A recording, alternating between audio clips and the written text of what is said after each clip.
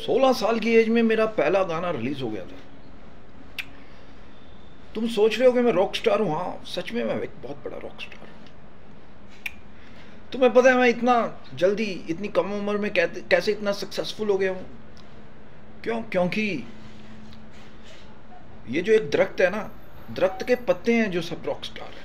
अब तुम सोच रहे होगे कि उन पत्तों का जो ट्री है, मैं अपने आप को कहूंगा ना, बिल्कुल नहीं। अब तुम सोच रहे होगे कि अगर रॉक स्टार वो पत्ते हैं और जो ट्री है वो एक कंपोजर हो सकता है, तो फिर जो जड़ है, क्या मैं अपने आप को जड़ कहूंगा? नहीं नहीं नहीं, जड़ छोड़ो, मैं चेतन भी नहीं हूं। मैं एक ट्री नहीं और एक बाग नहीं, मैं इस दुनिया का सबसे बड़ा रॉक स्टार हूं। I am the biggest rock star in this world.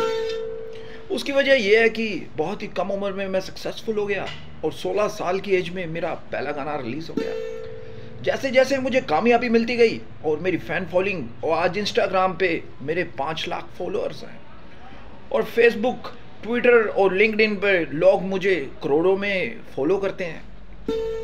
But I am the big boy. मैं किसी को भी अपना असल नहीं दिखाता, मैं हमेशा एटीट्यूड में रहता हूँ। इसकी वजह यह है कि मैं एक बहुत बड़े घर का लड़का हूँ और मेरे जो पापा हैं वो बहुत बड़े बिजनेसमैन हैं। हाँ, कोई ऐसा बिजनेस नहीं है जो हम नहीं करते हैं।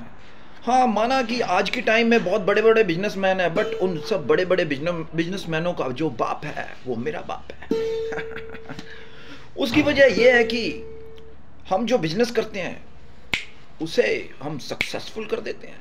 चाहे वो डायमंड्स का बिजनेस हो, चाहे वो गोल्ड का बिजनेस हो, चाहे वो प्रॉपर्टी का बिजनेस हो, या फिर किसी भी तरह का बिजनेस हो, उस बिजनेस को मिनटों सेकंडों में कैसे बहुत बड़ा बनाना है और कैसे उसको फेमस करके उसमें से कैसे पैसा कमाना है, वो मेरे पापा नहीं डिसाइड करते, बल्कि ये रॉक स्टार राजकुमार डिसाइड करता है।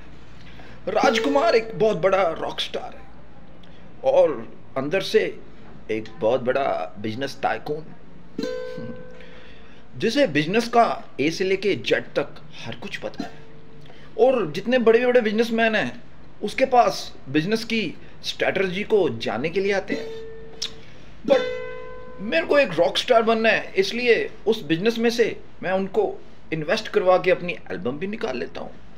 अभी लास्ट मंथ मेरी एक बहुत ही टॉप की एल्बम आई है और जो कि कनाडा में रिलीज हुई है और अमेरिका में लोगों ने उसे पसंद किया है।